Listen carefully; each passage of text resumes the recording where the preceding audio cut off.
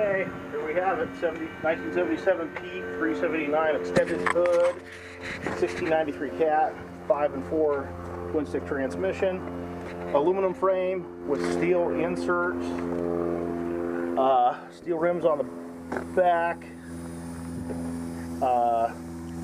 aluminum's on the front. It's got 3 air leaks, with one here and the air valve leaking. It's got 2 120-gallon tanks.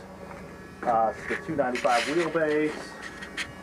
It's 2 5-inch stacks on it. This one didn't come with front brakes. It's the it's before it was option.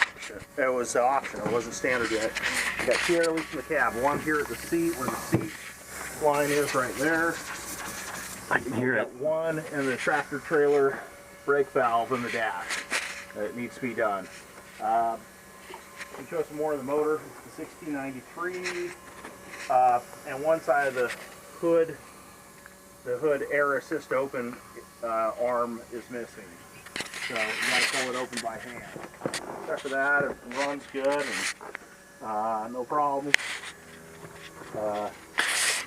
Mechanically, it's really sound.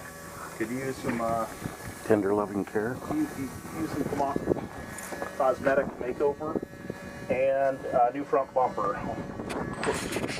Come around and take a look at the front bumper, and you can see what we did to it the other day with forklift, which doesn't look so sweet.